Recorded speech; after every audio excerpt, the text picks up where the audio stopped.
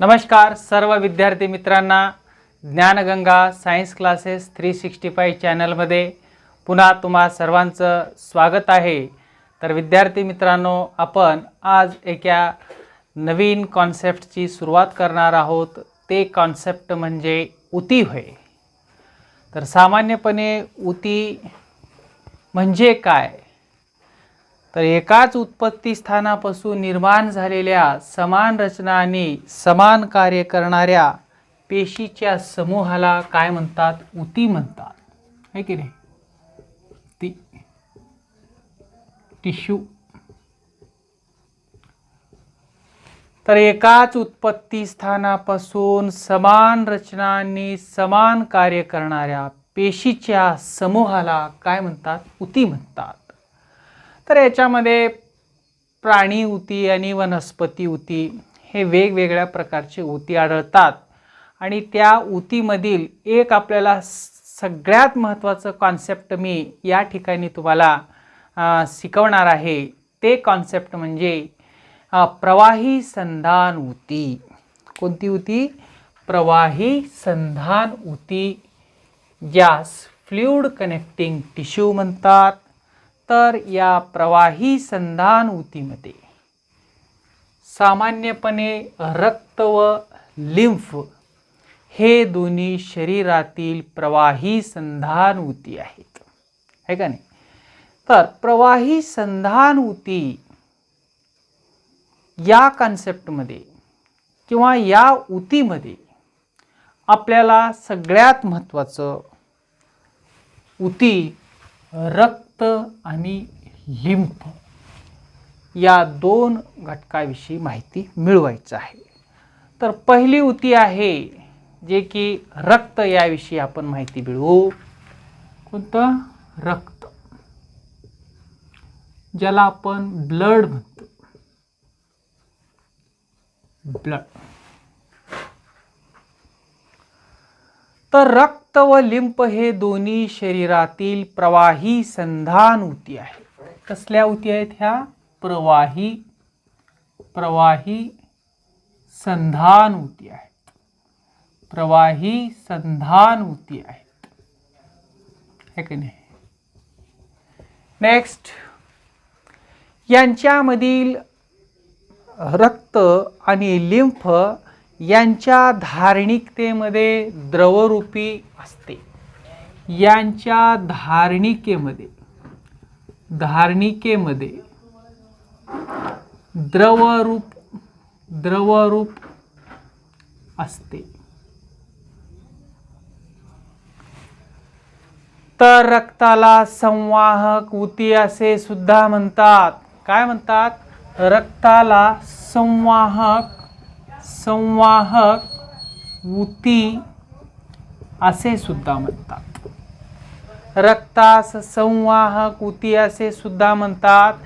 यांच्यामध्ये म्हणजे रक्तामध्ये जे काही धारणिकता असते त्याच्यामध्ये रक्तद्रव, प्लाझ्मा, त्याच्यानंतर त्याच्यामधील असलेल्या जे काही रक्तद्रव आहे त्यास काय म्हणतात? प्लाझ्मा म्हणतात। म्हणजे रक्तामधील जी काही धारणिकता रक्तद्रव्य असते त्यास काय म्हणतात? प्लाझ्मा म्हणतात। काय म्हणतात? प्लाझ्मा म्हणतात। म्हणजे रक्तामध्ये असलेलं जी काही धारणिकता द्रवरूपता पदार्थ असते त्यासच काय म्हणतात? प्लाझ्मा म्हणतात। रक्त हे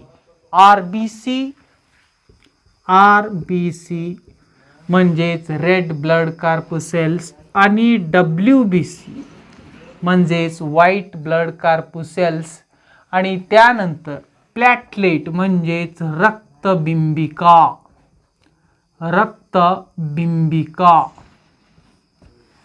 रक्तामध्ये काय हो? आरबीसी, डब्ल्यूबीसी आणि रक्तबिंबिका या सर्व पेशी धारणिकतेमध्ये तरंगताना दिसतात। कुठे असतात म्हणते हे? रक्तामध्ये तांबड्या पेशी, पांढऱ्या पेशी आणि रक्तबिंबिका ह्या सर्व धारणिकतेमध्ये तरंगत असतात। रक्त हे द्रवरूपी असल्याने ते वेगवेगळ्या पदार्थाचे वहन शरीरातील एका भागाकडून दुसऱ्या भागाकडे करण्याचे कार्य करते. रक्त कसं आहे? द्रवरूपी असल्याने रक्तामध्ये असलेले जे काही टाकाऊ पदार्थ आहेत ते एका भागाकडून दुसऱ्या भागाकडे सहजपणे वाहून नेण्याचे कार्य करते.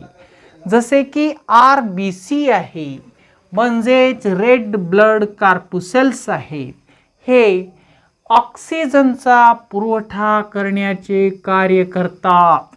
कोणतं? रेड ब्लड कॉर्पुसेल्स हे कशाचे कार्य करते हो? तर रक्तामध्ये असलेल्या तांबड्या पेशी ह्या ऑक्सिजनचे वहन करतात. कशाचे करतात? ऑक्सिजनचे वहन करतात. RBC हे म्हणजेच रेड ब्लड कॉर्पुसेल्स हे पेशीमधील कार्बन डायऑक्साइड्स काढून टाकतात व फुफ्फुसाकडे पोहोचण्याचे कार्य, म्हणजे कार्बन डायऑक्साइड युक्त असलेल्या रक्तामधून कार्बन डायऑक्साइड बाहेर काढून टाकून कार्बन डायऑक्साइड विरहित रक्त फुफ्फुसाकडे पाठवण्याचे कार्य कोण करते? तर तांबड्या पेशी करते. रक्तामध्ये असलेले जे काही कार्बन डायऑक्साइड्स आहे, या कार्बन डायऑक्साइड्सला बाहेर सारण्यासाठी किंवा बाहेर काढून टाकून ऑक्सिजन रहित रक्त शरीरातील विविध भागाकडे पोहोचण्याचे कार्य हे RBC करते. तर RBC हे सामान्यपणे प्रत्येक पेशीमधील कार्बन डायऑक्साइड्स काढून टाकते व फुफ्फुसाकडे पोहोचविते. तर विद्यार्थी मित्रांनो, या ठिकाणी सगळ्यात महत्त्वाचा प्रश्न तुम्हाला वेगवेगळ्या कॉम्पिटिटिव्ह एक्झामसाठी किंवा 10व्या वर्गातील किंवा 11वी 12वी जनरल पूर्ण 5वी पासून ते 12वी पर्यंतच्या सिलेबसमध्ये रक्तामध्ये कोणत्या 2 पेशी असतात? तर रक्तामध्ये RBC आणि WBC, ज्याला आपण तांबड्या पेशी म्हणतो आणि पांढऱ्या पेशी म्हणतो, आणि त्याच्यानंतर रक्तबिंबिका, हे 3 घटक असतात. हे तुम्ही प्रत्येकाने लक्षात ठेवलं पाहिजे. तर आणखीन एक सगळ्यात महत्त्वाचा प्रश्न या ठिकाणी निर्माण होतो. तर तो प्रश्न म्हणजे रक्तामधील तांबड्या पेशीचे कार्य काय आहे? तर रक्तामधील तांबड्या पेशीचे कार्य काय आहे हो? तर रक्तामधील तांबड्या पेशी ह्या ऑक्सिजनचे वहन करण्याचे कार्य ह्या तांबड्या पेशी करत असतात. म्हणजेच रेड ब्लड कॉर्पुसेल्स ह्या पेशी काय कार्य करतात? तर एका भागाकडून दुसऱ्या भागाकडे पेशीकडे काय करतात? तर ऑक्सिजनचे वहन करतात. इतकंच नसून कार्बन डायऑक्साइड्स असलेले रक्तामध्ये असलेले कार्बन डायऑक्साइड बाहेर काढून टाकतात व फुफ्फुसाकडे सोडतात. तर हे सगळ्यात महत्त्वाचं झालं. यानंतर आपण या रक्तपेशीचे प्रकार कसे असतात याविषयी चर्चा करू व त्यानंतर आपण रक्तामध्ये असलेल्या तांबड्या पेशी, पांढऱ्या पेशी, त्याच्यानंतर रक्तबिंबिका यांच्या घटकाविषयी किंवा यांच्या कारणाविषयी, यांचं कार्य काय आहे याविषयी आपल्याला या ठिकाणी शिकायचं आहे. तर रक्त आहे किंवा रक्तामधील असलेल्या पेशींचा प्रकार, रक्तामध्ये असलेल्या ज्या काही पेशी आहेत या पेशीचे प्रकार याविषयी आपल्याला शिकायचं आहे. तर रक्तामधील पेशीचा पहिला जो काही प्रकार आहे तो म्हणजे इरिथ्रोसाइट. कोणता आहे? इरिथ्रोसाइट.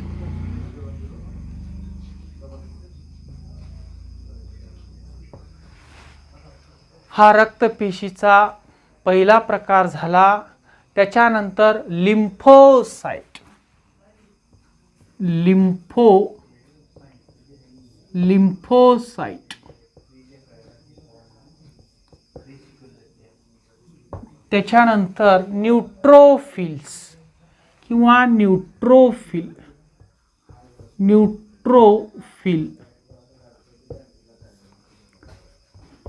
त्याच्यानंतर चौथा जो काही प्रकार आहे तो म्हणजे इओसिनोफिल,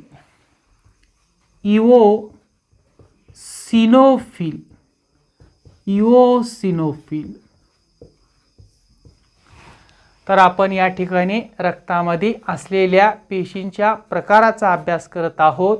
त्याच्यामध्ये आपण पहिला प्रकार आहे इरिथ्रोसाइट, लिम्फोसाइट, न्यूट्रोफिल आणि इसिनोफिल. तर अशा आपण 4 प्रकार बघितलं. 5वा प्रकार आहे बेसोफिल,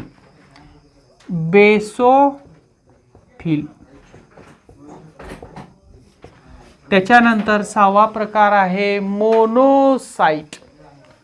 कोणता? मोनोसाइट. लक्ष द्या इकडं. तर पहिला प्रकार आहे तो प्रकार म्हणजे इरिथ्रोसाइट, दुसरा आहे लिम्फोसाइट, तिसरा आहे न्यूट्रोफिल, चौथा आहे इओसिनोफिल, 5वा आहे बेसोफिल, 6वा आहे मोनोसाइट आणि नंबर 7चा आहे रक्तबिंबिका.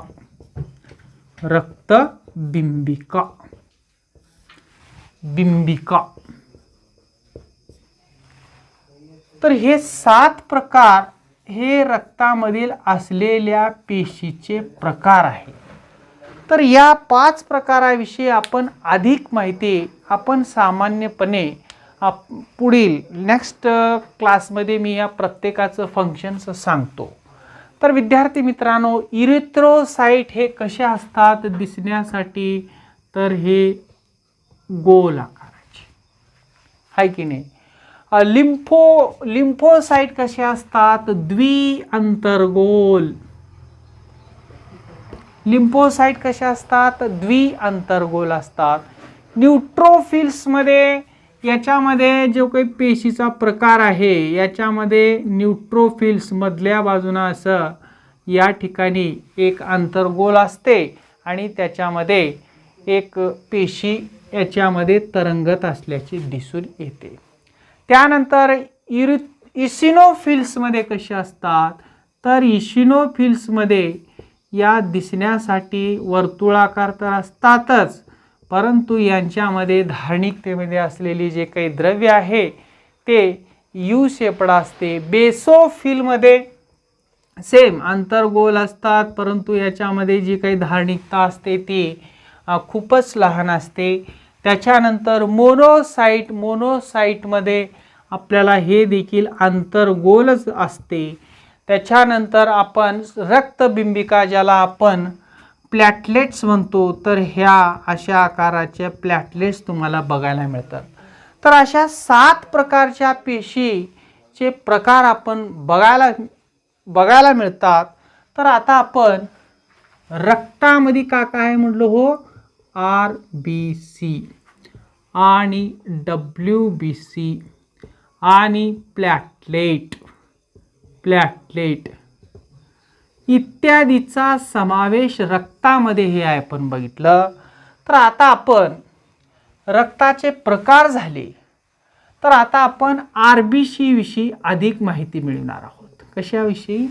रक्तामध्ये असलेल्या तांबड्या पेशीविषयी आपण अधिक माहिती मिळवायची आहे. तर RBC ची संख्या रक्तामध्ये 4.8 ते 5.5 दशलक्ष प्रति घन मिलीमीटर असते. किती?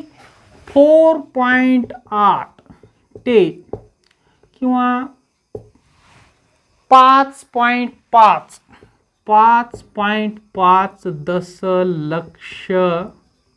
दशलक्ष प्रति घन मिलीमीटर. त्याच्यानंतर RBCचा आता आपण ह्या पेशीचा जर आकार बघितला तर काही गोल आहेत, काही द्विअंतर्गोल आहेत आणि काही तबकडी सारखे आहेत. कशा आहेत तो? द्विगोल किंवा द्विअंतर्गोल. त्याच्यानंतर कसे आहेत, काही गोल आहेत, त्याच्यानंतर कसे आहेत, तबकडी आहेत, आहे की नाही. तर काही गोल आहेत, तर काही तबकडी सारखे आहेत, काही द्विअंतर्गोल आहेत. तर या अशा विविध प्रकारच्या आकाराच्या तांबड्या पेशी आपल्याला रक्तधारणिकेमध्ये बघायला मिळतात. आरबीसीचे आयुष्य हे 100 ते 120 दिवसाचे असते.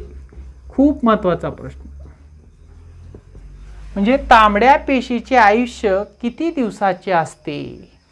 तर आपल्या सर्वांना असं वाटतंय की रक्तामध्ये असलेल्या पेशी ह्या तशाच राहतात, मरतात की नाही, याच्यामध्ये बऱ्याच जणांना थोडंसं अवघड क्लिष्ट वाटतं की तांबड्या पेशी ह्या 100 ते 120 दिवसानंतर काय होतात, त्याचे पुनर्चक्रीकरण होते. तर तांबड्या पेशीचे म्हणजे रक्तामध्ये असलेल्या तांबड्या पेशीचे आयुष्य किती असते, 100 ते 120 दिवसाचे असते. तर आरबीसी म्हणजेच तांबड्या पेशी ह्या अस्थिमज्जेमध्ये तयार होतात. कुठे तयार होतात, अस्थिमज्जेत तयार होतात. तांबड्या पेशी ह्या कुठे तयार होतात, तर तांबड्या पेशी ह्या ज्याला आपण अस्थिमज्जा म्हणतो, त्या अस्थिमज्जेमध्ये तांबड्या पेशी तयार होतात.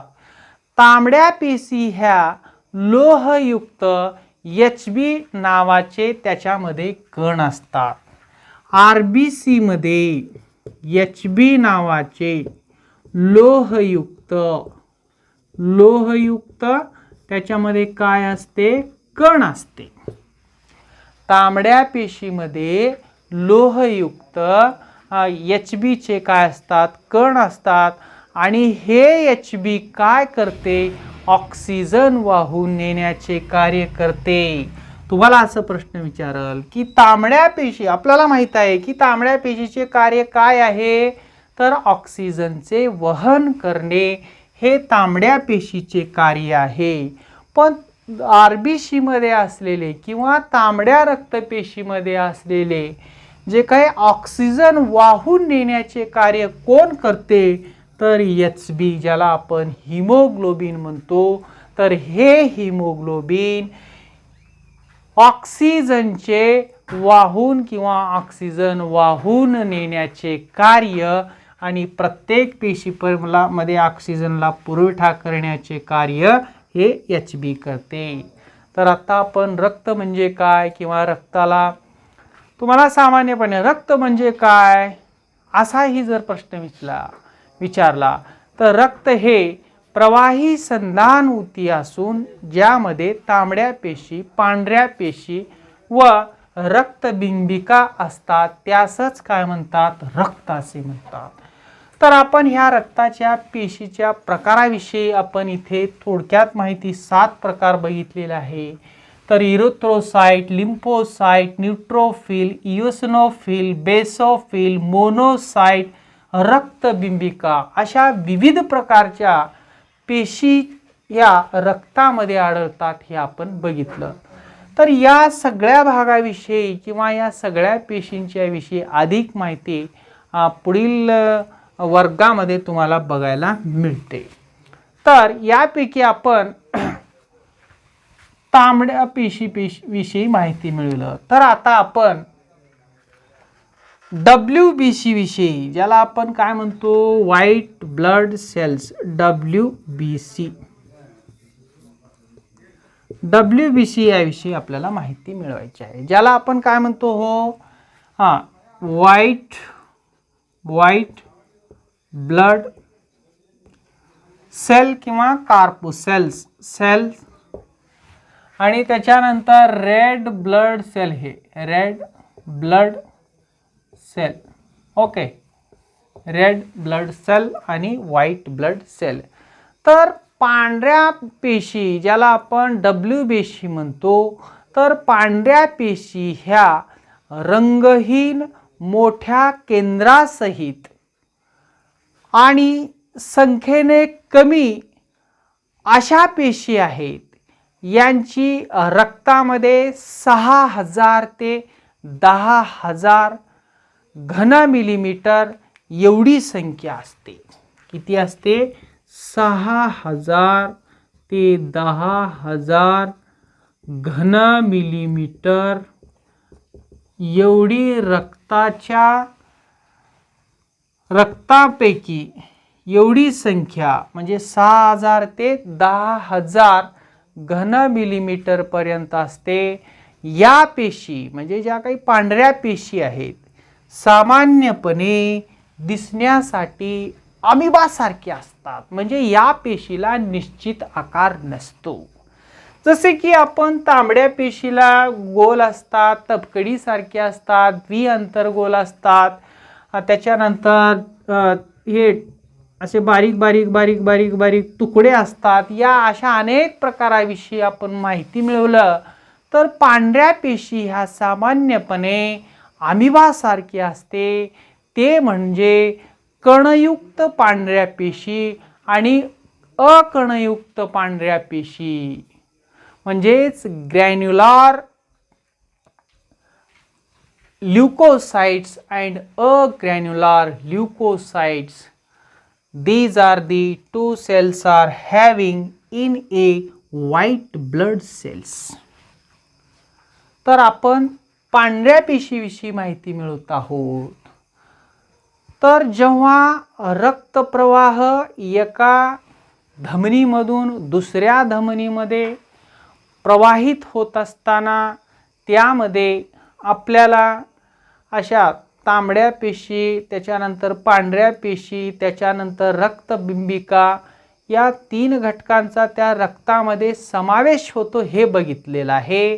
तर रक्त ही किंवा आता आपण पांढऱ्या पेशीमध्ये ज्याला आपण व्हाईट ब्लड सेल्स म्हणतो, तर हे एक रंगहीन मोठे केंद्रासहित संयोग किंवा संख्येने कमी पेशी असणारे असतात आणि यांच्यामध्ये यांचा जो काही आकार आहे तो सामान्यपणे अनियमित म्हणजे कुठल्याही आकाराच्या असू शकतात.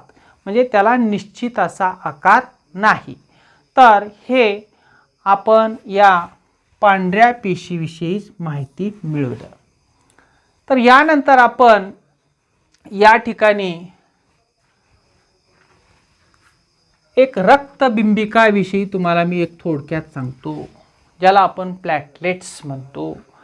सामान्यपणे निरोगी माणसाच्या शरीरामध्ये रक्तबिंबिका जवळपास 1.5 लाखाच्या वर असल्याच पाहिजे. जर कमी असल्या तर काय होते? सामान्यपणे आपण जसे की डेंग्यू व्हायरस हा रोग किंवा डेंग्यू हा रोग डेंग्यू व्हायरसमुळे होतो. आणि ज्या व्यक्तीला डेंग्यूचा संसर्ग झालेला आहे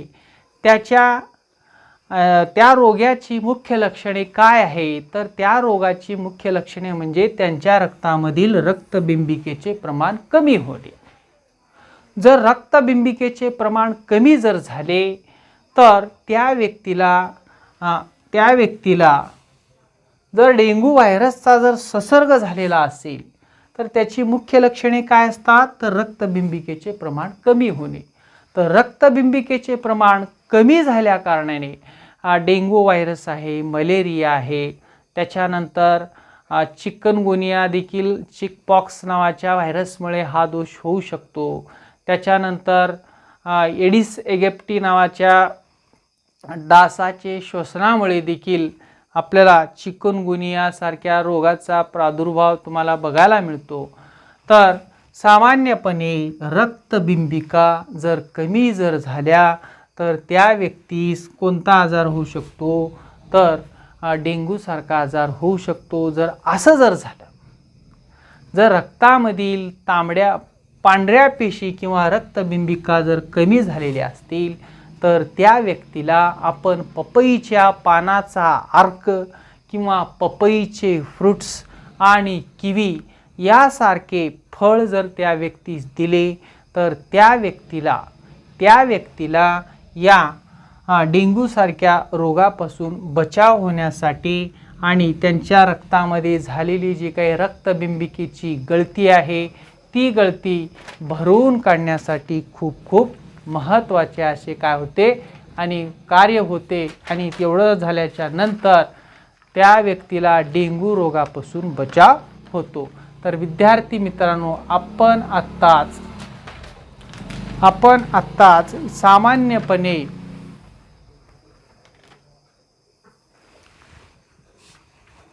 रक्त या व रक्तामध्ये असलेल्या तांबड्या पेशी आणि पांढऱ्या पेशीविषयी माहिती मिळवलं, तर आता आणखीन एक घटक आहे, त्यामधील घटक म्हणजेच लिम्फोती होय। लिम्फोती, तर लिम्फ ही संकल्पना बिलकुल थोडी आहे आणि हे देखील सगळ्यात महत्त्वाचं आहे। लिम्फ कशास म्हणतात? लिम्फ जेव्हा रक्ताचे परिचलन होत असताना रक्ताच्या धमनीमधून रक्ताचे परिचलन होत असताना रक्तामध्ये तांबड्या पेशी आणि तांबड्या पेशी व इतर पेशी तेवढ्याच धमनीमधून शिरू शकतात आणि एक शिरत असताना एक द्रवरूपी पदार्थ तयार होतो, एक रंगहीन द्रवरूपी पदार्थ तयार होतो, त्यासच काय म्हणतात? लिम्फ म्हणतात। तर लिम्फ कशास म्हणतात बघा, lymph lymph lymph okay, lymph. तर लिम्फ हे एक रंगहीन द्रव असून त्याची रचना देखील रक्तासारखी असते। काय आहे? रंगहीन द्रव्य आहे आणि त्याची रचना कशी असते? रक्तासारखी असते। त्याची रचना रक्तासारखी असते। लिम्फ म्हणजे काय? तर लिम्फ हे एक रंगहीन द्रव असून त्याची रचना रक्तासारखी असते। रक्ताच्या द्रवामधील लिम्फमधील घटक सारखेच असतात आणि लिम्फमध्ये आरबीसी व प्रथिने यामध्ये काय असतात? ते नसतात। लिम्फमध्ये आरबीसी प्रथिने नसतात। काय? आरबीसी व प्रथिने लिम्फोतीमध्ये नसतात। तर या केशवाहिनी किंवा लिम्फच्या वहनासाठी वेगवेगळ्या स्वतंत्र केशवाहिन्या असतात, त्यांना लिम्फ केशवाहिन्या म्हणतात। लिम्फ केशवाहिन्या, लिम्फ केशवाहिन्या। तर लिम्फ वहनासाठी वहन संस्थेमध्ये स्वतंत्र केशवाहिन्या असतात, त्यांना लिम्फ केशवाहिन्या म्हणतात आणि या केशवाहिन्यापासून लिम्फ ग्रंथी किंवा लिम्फ नोड्स तयार होते। याच्यामधून काय होते? लिम्फ ग्रंथी, त्याच्यानंतर लिम्फ नोड्स, लिम्फ ग्रंथी आणि लिम्फ नोड्स तयार होते आणि आपल्या शरीराचे प्रतिरोधक, जसे की प्रतिरोधक संख्येने किंवा संख्येचा एक महत्त्वाचा भाग म्हणजे प्रतिपिंडे किंवा अँटीबॉडी तयार करणे। अँटीबॉडी किंवा प्रतिपिंडे म्हणजे आपल्या शरीरामध्ये अँटीबॉडी तयार करण्याचे किंवा प्रतिपिंडे तयार करण्याचे कार्य हे लिम्फऊती करत असते। किंवा हे लिम्फऊतीचे कार्य काय आहे? तर आपल्या शरीरामध्ये अँटीबॉडी किंवा प्रतिपिंडे तयार करणे हे लिम्फऊतीचे सगळ्यात महत्त्वाचे असे कार्य आहे. यांच्यामध्ये भक्षक पेशी नावाच्या एक प्रकारच्या पांढऱ्या रक्तपेशी असतात. भक्षक पेशी नावाच्या पांढऱ्या पेशी तुम्हाला या लिम्फमध्ये बघायला मिळतात, ज्याला आपण फॅगोसाइट्स म्हणतो.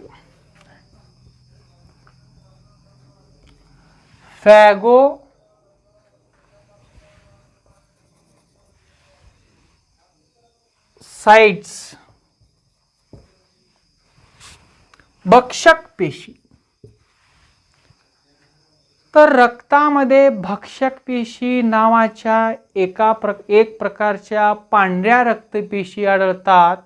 या भक्षक पेशी उतीमध्ये शिरलेल्या बॅक्टेरियाला व बाहेरून शिरलेल्या विजातीय पदार्थांना काढून टाकतात आणि आपली रोगप्रतिकार शक्ती चांगलं ठेवण्याचे कार्य करतात.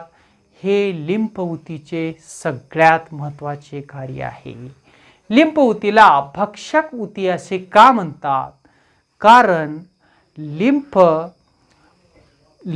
हे एक पांढऱ्या रंगाचे द्रवहीन पदार्थ असून तर ह्या भक्षक ऊती सामान्यपणे शरीरात शिरलेल्या बॅक्टेरियांना व बाहेरून शिरलेल्या बॅक्टेरियांना किंवा विजातीय पदार्थांना गिळून टाकून आपली रोगप्रतिकार शक्ती चांगल्या पद्धतीने ठेवण्याचे कार्य करतात. म्हणून लिम्फला भक्षक पेशी देखील असे म्हणतात. तर अशा पद्धतीनं आज आपण रक्त म्हणजे काय, रक्तामध्ये किंवा रक्ताच्या पेशींचा प्रकार, त्याच्यानंतर रक्तामध्ये असलेल्या तांबड्या पेशी, पांढऱ्या पेशी आणि रक्तबिंबिका याविषयी सखोलपणे माहिती मिळवलं. आत्तापर्यंत या रक्त ज्याला आपण फ्लुइड कनेक्टिंग टिश्यू म्हणतो, तर आपण या ठिकाणी थांबूया. जो काही राहिलेला भाग आहे तो आपण पुढील तासिकेमध्ये पाहू. तोपर्यंत तुम्हा सर्वांना नमस्कार. जय हिंद.